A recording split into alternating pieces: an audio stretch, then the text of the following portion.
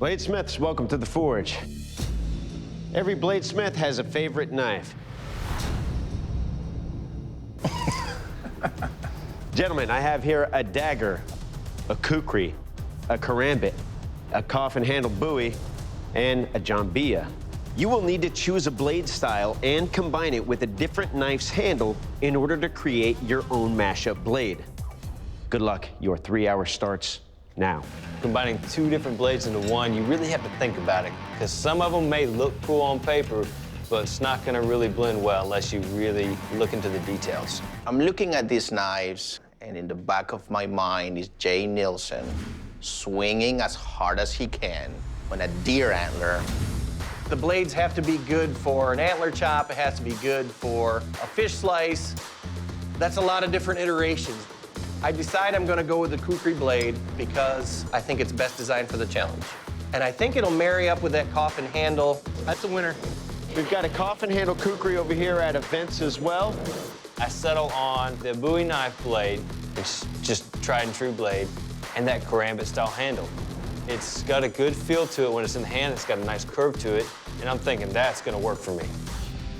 I wanna save time, so I decided to draw the billet and forge the knife simultaneously.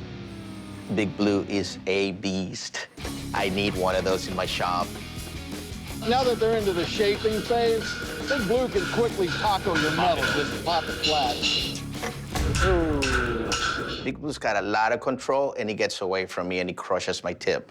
At this point, I realize that the power tools allow me to move metal real quick, but I'm getting to the detail work, and at this point, they're dangerous. I need to start doing this by hand.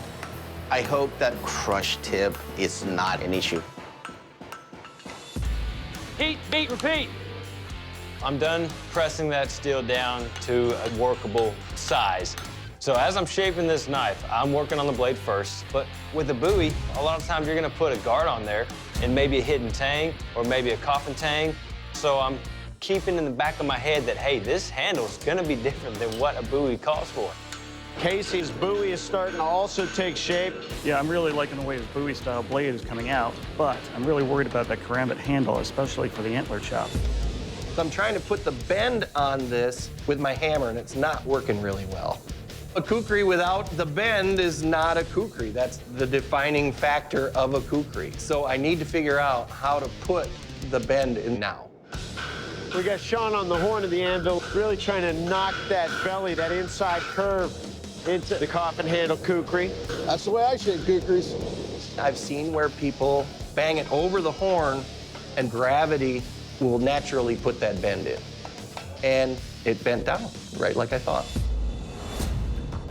I'm done putting the bend in the kukri, and I'm on to profiling my handle to make sure that it looks like a coffin handle. Right now, Vince's tang section is really fat. I chose to leave it thick because it's always easier to remove material than it is to add on. It's time to go quench.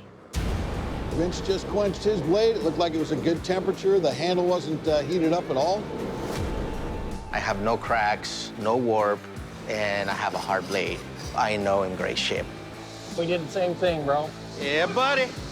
Looks good, man. My profile's done, and I know what a good blade feels like. So in my hand, I'm making sure I'm swinging it around to make sure that it's not sliding around the hand, not want to jump out of my grip. It's that time for the heat treat. That's smart that Casey didn't harden the whole blade, because you do one of those rings, you forge it in, there's always a lot of cleanup on those. Yeah. I'm hoping that nothing went catastrophically wrong. I don't want to pull out a banana. I bring it out, and it's just perfectly straight. All right, sounds hard. It's time to quench, so never having quenched W1, I'm very concerned about the temperature of the blade. I just don't know, is that too hot? Oh! It's hotter than snot. That is no bueno. I have a soft spot in the recurve portion of my blade. I bite the bullet and do it again. Hopefully, it's going to harden. 3, 2, 1. Bladesmiths, shut down your machines, drop your tools. This first round of mashup competition is over. Woo! Bladesmiths, I know you had fun making these mix and match weapons, but I know this is your favorite part, the strength test. We are not only going to test the overall construction, but how well you designed your mashup weapons for these tests. What I'm going to do is take each of your mix and match weapons here and smash them repeatedly and violently into these antlers. Now, keep in mind, I'm not concerned about what your blades do to the antler. I want to see what the antler is going to do to your blades. Sean, you're up first. Let's do it.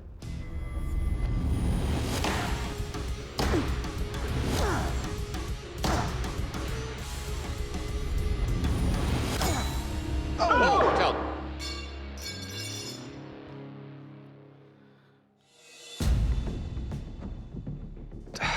Man, The warp's gone. the warp is gone. Your edge itself held up well. It's just a small bit of shine to it, and it bit in nicely. But you've got a pretty large grain structure here, so it was a little too high a temperature when you quenched. And if you look at the bottom here, there's like a little bit of a brownish discoloration. That means there was a stretch fracture in there. Could have been too small to see it, but obviously it was there. Right. Well, Sean, unfortunately, Jay has a way with blades. Yep. Your blade has failed after 5 strikes on the antler. It doesn't mean that you're out of this competition, because each of you will have to survive 5 strikes in order to move forward in this competition. All right, Jay. Casey, after seeing what happened to Sean's blade, how you feeling? Give it hell.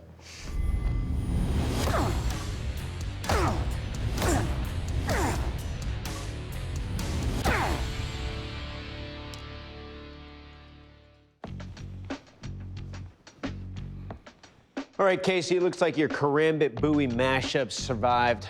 Great construction. Sean, your fate lies in the hands of how strong Vince's blade is. Jay? All I need is for my blade to survive 5 hits on that antler. My heart has never been beating as hard as it is right now.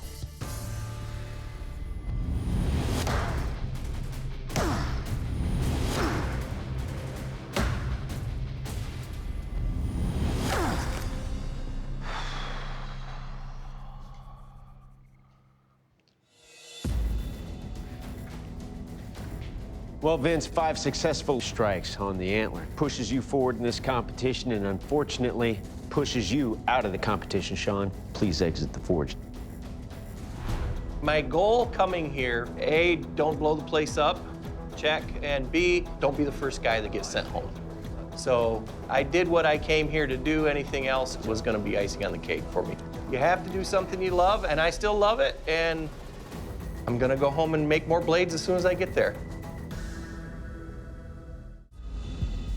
Vince, Casey, congratulations. You guys have made it into the 3rd round of this competition. Now it's not going to get any easier as we send you home to recreate this iconic weapon from history.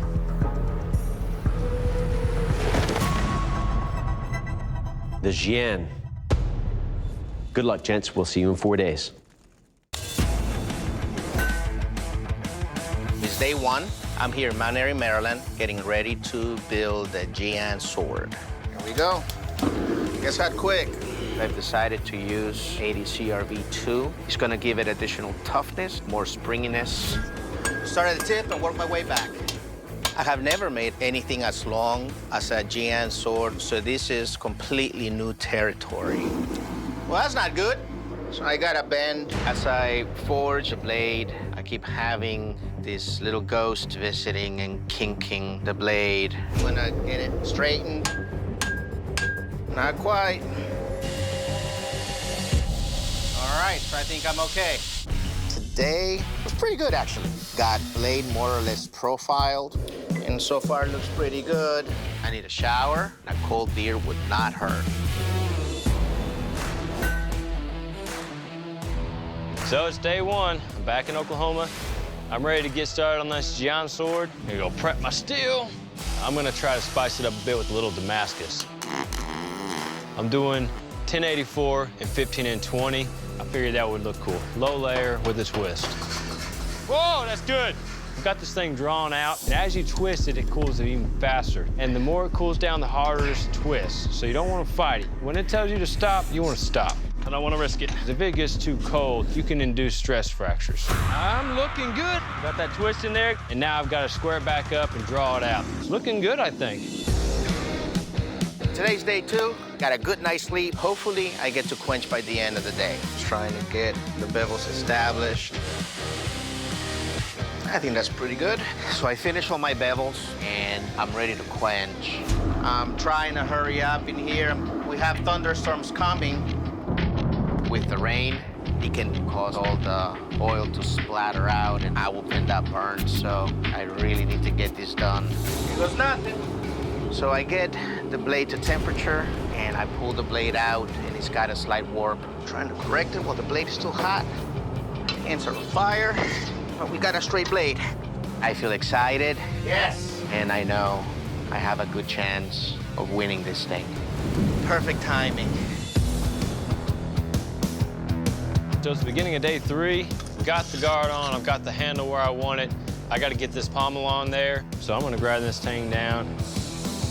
I've got the pretty thick tail end of this tang here, and I'm trying to thread it. Oh, it's ugly. This thread is just not working. Oh, that's disappointing.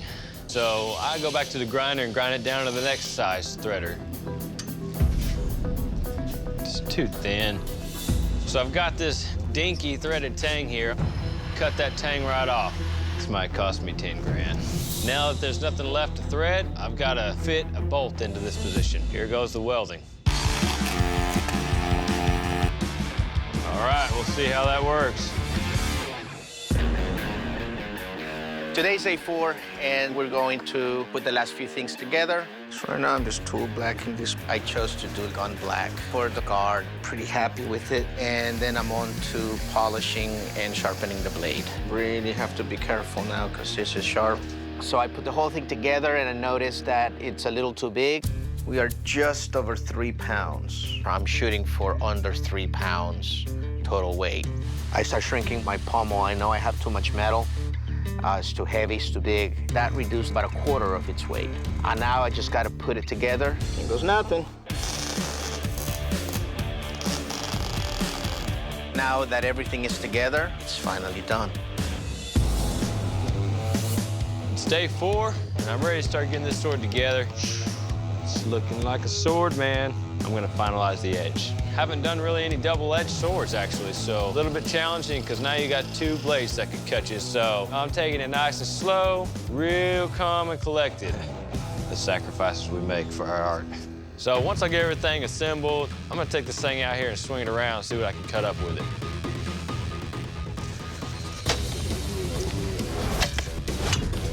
2 pounds, 10 ounces of Kill You Quick Jian Sword. All right, bladesmiths, welcome to Kill Test.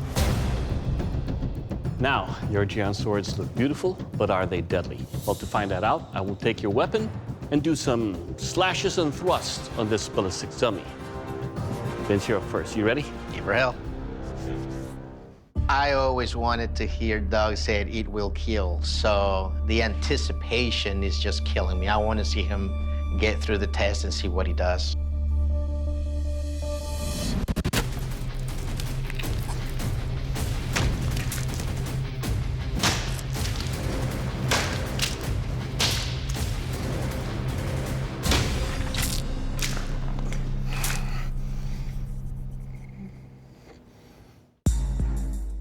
All right, Vince, let's talk about your Jian sword up here. Overall, I like the aesthetics of this sword. Now, your handle construction is within scale of this blade. It's comfortable when I wrap around it. Now, your edge is razor sharp. In thrusting, it cuts out, and when you swing, you can feel the impact of this sword. Overall, sir, it will kill. Wanted to hear that. Good job. Hey, Casey, you got the stomach for this? You're next. I'm ready. Forged in Fire makes you nervous, excited, scared, and happy all at the same time. I'm very confident in my blade. It's just, you never know. I've seen blades break. I don't want that to happen to mine.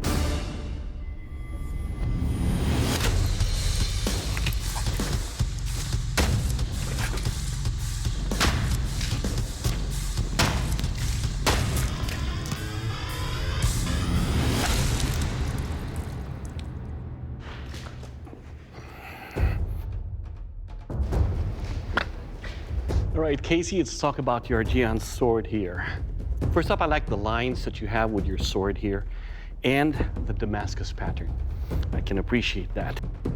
And now, in cutting. It was so much fun just to be able to slice over and over and over with ease with a blade that moves. This, sir, will kill. Thank you. Bladesmiths, welcome to the strength test.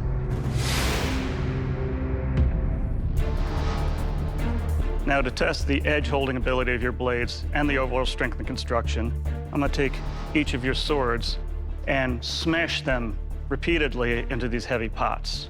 Now, I'm not really concerned what your blades do to the pots, even though it's gonna look really cool and be a lot of fun. I wanna see what the pots are gonna do to your blades and edges. Vince, you're up first. You ready to go? Yes, sir. Jay picks up my blade and he looks excited. He's just looking forward to smashing it. But at the same time, if he survives Jay, I know it'll survive anything.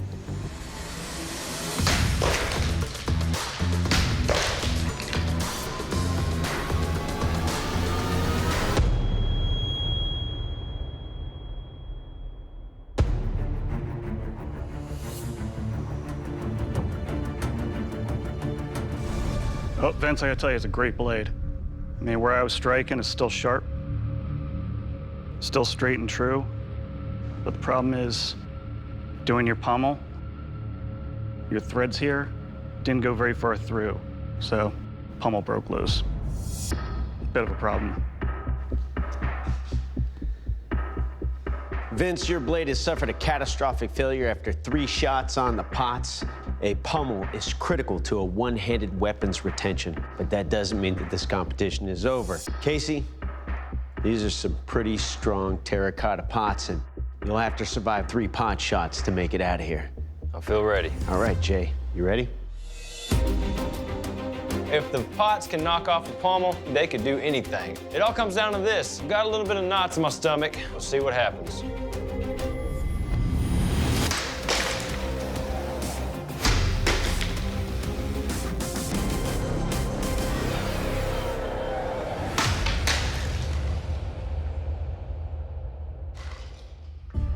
Looks good. Casey, congratulations, your blade survived.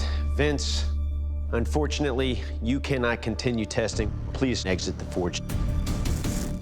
I'm disappointed. I think I made a hell of a blade. It was still sharp after the 3 terracottas, but the blade needs to be 100%.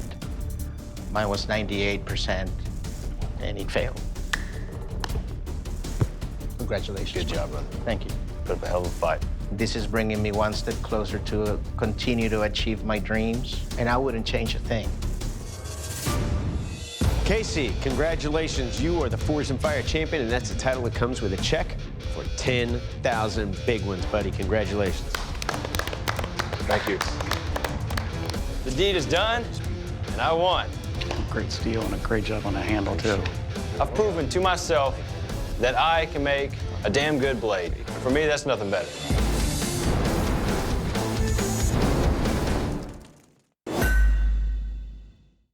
Bladesmiths, welcome to the Forge. In every single one of these competitions, we have 4 bladesmiths walk through that door, but oftentimes there's the presence of a 5th unnamed bladesmith.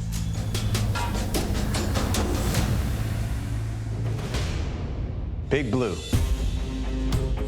What on earth are we gonna do with this giant piece of history right here? This Big Blue power hammer has facilitated the success of almost every single Forged in Fire champion that's walked through that door. On the other hand, it has literally chewed up and spit out the dreams of other bladesmiths. Oh, man! Turning their forge experience into an absolute nightmare. Well, now it's time to replace and retire Big Blue. But not before we rip out its beating heart and turn that high-carbon piston into 4 competition choppers that fall between 11 and 13 inches in length. Your blades at the end of this round must not exceed 22 inches overall. Good luck, bladesmiths. Your time starts now. We only have 3 hours to take this thing apart and make a knife. That's insane. We all just decide that we're gonna work together to take this thing apart. It'll benefit all of us. It's really a testament to the competitorship that we have out here. We're coming, she's going. When you watch these guys help one another disassemble that machine very quickly. We know we're all working off the same piece of steel. There's no working against each other. We got to get this thing off.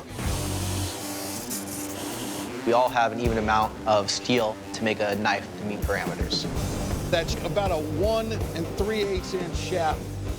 When the steel finally gets up to temperature, I start squishing the steel down. I'm pretty optimistic about how fast I can get this thing drawn out. I just purchased a press about a week ago, so I have a little bit of experience, but up until that point, I basically just depended on these guys right here. On the whole, my progress is doing really well, but I'm definitely the old guy in the room. It's me against 3 younger guys that probably a little more physically fit than me, but maybe I'm a little more mentally fit than them. 1 hour has elapsed. You have 2 hours remaining to finish your work. I realized after about 2 passes through Big BLU, I'm spending too much time on Big BLU itself. I'm not letting my metal heat up as fast. So time is just ticking by because I'm not really moving metal. It looks like Bryce has some maybe different thicknesses on his blade. You can see that there are dark spots, and then there are spots that are holding a little bit more heat. It's sitting under the actual burners, and he's not moving that steel back and forth, evening it out. After I get profiling done, I get ready to drill some holes for the pins in the next round. Colton is over here using a punch to kind of mark some holes for his tang. That's smart work. I do this now because in the next round, it will be quenched and hard, and sometimes you can't drill holes in hardened steel. The blades are coming along. We should have some beautiful competition choppers in the next hour or so. Right now, I'm just gonna go grind in the handle a little bit more, tweak it, shorten it up, and then we'll be good. Start quenching. I'm thinking, wow, I have never used a grinder like this before. This shop compared to mine blows mine out of the water. Feels a little odd using other people's tools, but you just gotta roll with the punches. Before I heat treat, I definitely am thermocycling that blade. Now I gotta make sure there's not gonna be any cracking or tinging or warps when I put it in that oil. Project! Not bad. That was a good color. Good job with that. Looks pretty straight for me. It looks amazing. I'm pumped right now. Let's go.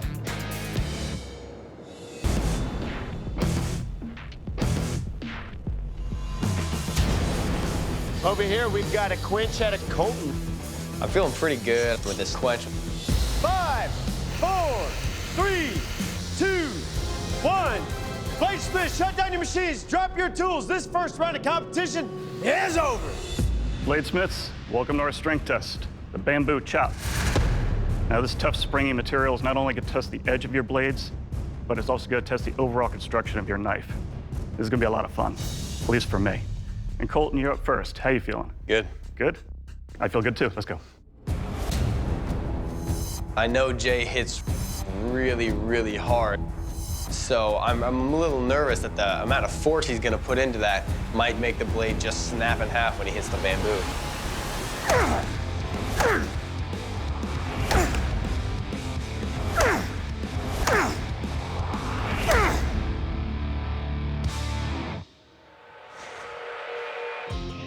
Nice job, Colton.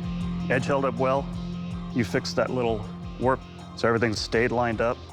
The handle, I would like to have beefed up a little bit. It's on the narrow side, but overall, good job. Thank you.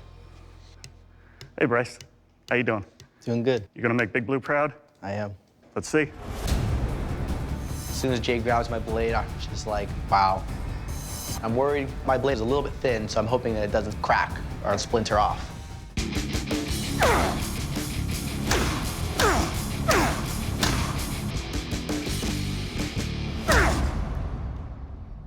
Survived. Made it through. Nice work, Bryce. It's not the prettiest knife I've ever seen, but your edge held up fine.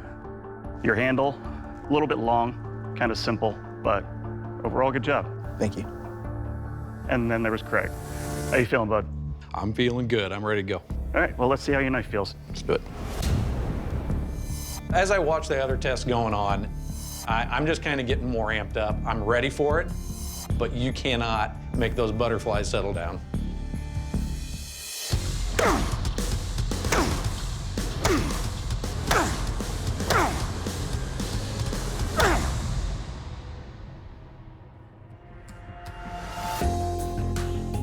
Survived. Good job, Craig. Thank you. Edge is perfect. Nothing wrong with it. I like the look of it. I like the feel of it. Overall, do a good job. Thank you. All right, bladesmiths, this is our sharpest test, the rope bridge slice. Now, unlike the strength test, it's all about what the edge of your weapon will do to the rope. Colton, you're up first. You ready for this? Yep. Let's do this.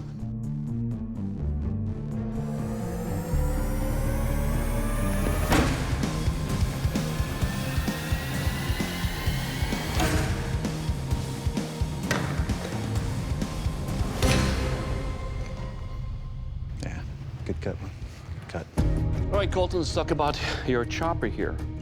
Nice and clean lines, shiny, and more importantly, one and done for every slice, it will cut. Right, Bryce, your turn. Are you ready? I'm ready. Let's do this.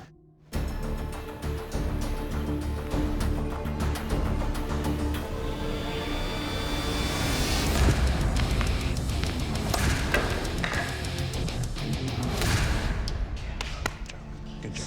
Good job. Well, Bryce, I think that Bryce is right. Your edge is sharp. Your handle construction here does tend to be a little bit shallow right there to where it allows my hand to fall forward, and there's a little bit big space right there. But most of all, sir, it will cut. Thank you. All right, old timer. You ready for this? I'm as ready as I'm getting. Let's do this. The first two blades go, and they slice perfectly. And all I'm expecting to see is my knife bounce right off that rope.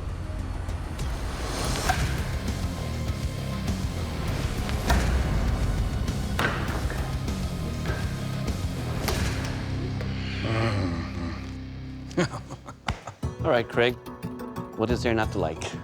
It's got a nice curved edge to when you're swinging it, I can feel the curve and it slices nicely. And most of all, sir, it will cut. Thank you very much. Bladesmiths, in these deliberations, the judges have to consider not just how your blades performed in the test, but also feel, fit, and finish. They've made their final decision. It's time for one of you smiths to leave the forge. Bryce, your blade did not make the cut. Bryce, you did great, but all the blades performed equally. It came down to your handle. Your handle, in comparison, was a little bit larger than the others. It was a good, better, best. Yours was good, but the others were better and best. And for that reason, we're sending you home. You understand? Bryce, please surrender your blade. I do 100% agree with the judges and respect their opinions on my blade. This was a great competition. I'm not disappointed in myself. My blade held up to all the tests. I came here to prove that I can compete with other bladesmiths out there. I definitely believe I proved it. Bladesmiths, congratulations. You've made it to the final round of this competition. When you showed up here, we had you make mono steel blades with blue handles to honor Big BLU. Now we're sending you back to your home forge just to recreate an iconic weapon from history. It's a rock-throwing crossbow, gentlemen. The rock-throwing crossbow, also known as a stone bow, was developed in the 14th century but gained popularity with outdoorsmen during the 17th century. Instead of sharpened quarrels or bolt projectiles, the stone bow was loaded with small stones or pellets. The stone bow harnessed less launching power than war bows, as they were specifically designed for hunting game silently. Its small stone or pellet projectiles were readily available and left its target untarnished or destroyed by punctures from the steel-tipped arrows, preserving pelts for luxury clothing. This made it a popular weapon among experienced hunters and a perfect choice as a young hunter's first crossbow. Good luck, bladesmiths. We'll see you in 4 days.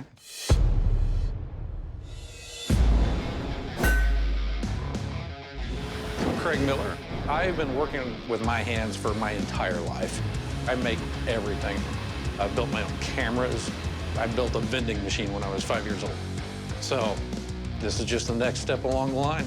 I'm gonna work with a piece of 80 CRV2 today for the prod. It's a really good, durable steel. How that's shaped, how that's tempered is really gonna affect its performance. It's just about there. We can get it up just a little bit more. I'm heating up my bow. The heat's looking even. It's looking pretty good. I think I'm gonna go for it. We're in, and no pops, no cracks. I'm feeling good about it right now. Oh yeah, see that? That's a pretty thing. So now I'm doing a lot of finer fitting, marrying up the trigger to the release, things like that. I'll have to fine tune it a little bit more, that's fine. But for now, everything's starting to fit together as a whole. If you watch here, you can see if I put forward pressure on this, it's locked in. And once I hit the trigger, it falls forward. That would be the string being released. I made the trigger on the bow to be relatively light to aid in accuracy on the weapon. The less pressure you have to put on the trigger, the easier it is to discharge it. Got all the furniture put on there, but otherwise, I mean, it's mocked up on the bow. I got a lot of refinement to do, so I'm ready. My name's Colton Arias. I'm 18 years old. I really love making something that's gonna last for a really long time. And it's also really fun to hit stuff on fire. I started out making crossbows when I was really young, so the knowledge of the physics of like how they work is definitely gonna help a lot in this challenge. So now it's time to quench the bow. So after I quenched, I thought it went well, but when I go and take a second look at it, a warp has appeared. If this bow isn't symmetrical exactly, one side could be stronger than the other, which would cause the rock to fly at an unpredictable trajectory. I'm gonna have to fix it one way or another. So after the bow and the string are complete, I move on to adjusting the struts and friction fitting the bow to the stock. The thing I'm worried about most in the construction is making the trigger precise and making the draw weight not too heavy, but not too light as well. The trigger on this rock throwing crossbow is made to basically hold a little loop on the back of a pouch rather than release a string with an arrow. I finished all of the metal parts, and I also finished up the stock. I'm gonna set up a target and monitor where it hits and how accurate it is. It's pretty lightweight and it's easy to wield. Craig, I've got the Forge and Fire Championship in my sights, and I'm gonna be hitting my target. All right, weaponsmiths, welcome to the kill test. Encased in this ballistics gel is a mock heart. I'm gonna attempt 3 times to be able to pierce the heart that's in it. Colton, you're up first. You ready for this? Yeah. Let's do this.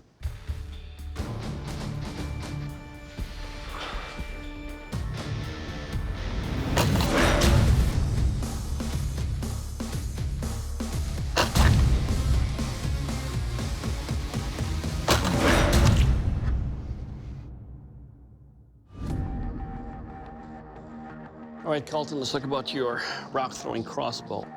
First up, it seems to be very sturdy. I like the spring-loaded right here on the trigger.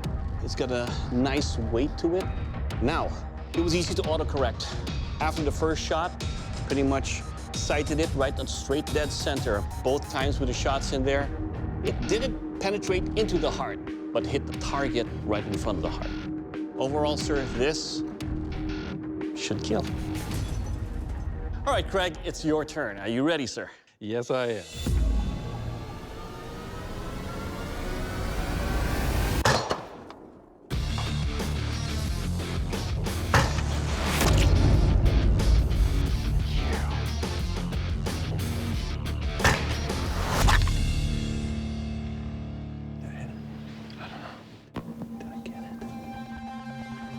Ta-da! Yes.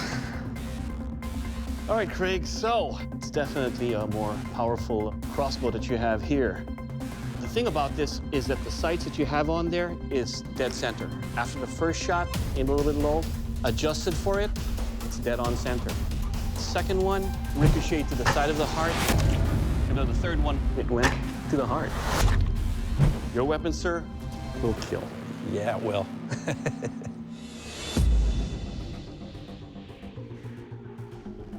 All right, gentlemen, it's time for the impact test.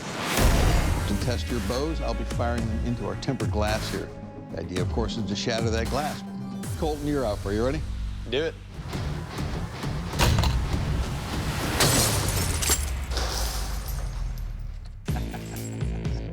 All right, Colton, the craftsmanship that went into this weapon is really beautiful. I like the trigger system you've got here, the catch, the way you've got the stop pins for it to keep it centered. I like that you've got the spring in there to keep that handle in a locked position. I like the way you put the secondary leaf on the bow up there. That's very clever. It doesn't have that strong a draw weight, but certainly it hits with enough force to break that glass. Well done. Nice piece. Thank you. All right, Craig, you're up. You ready? Oh, absolutely. Okay.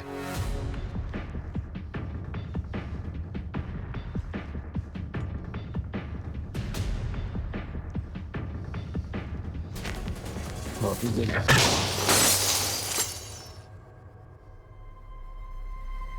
That's a problem. Did he touch the trigger? I don't know that he did. I think it slipped. Craig, we've got a problem. I never touched the trigger. Well, it would appear that I just had an accidental discharge, and that might have just lost it for me. Doesn't take anything to release that. Now, I made the trigger on the bow to be relatively light. Maybe I made it too light. Either way, that presents a danger to everybody. All right, Craig, something very serious happened here on the forge floor. We had an accidental discharge with your weapon. Dave Baker never touched that trigger. This is a mechanical malfunction, and after reviewing the construction of your crossbow, the hook you made wasn't large enough to hold the high-tension string securely, creating a hair trigger. And that results in a very dangerous and unpredictable weapon, and has earned your weapon a vote of no confidence.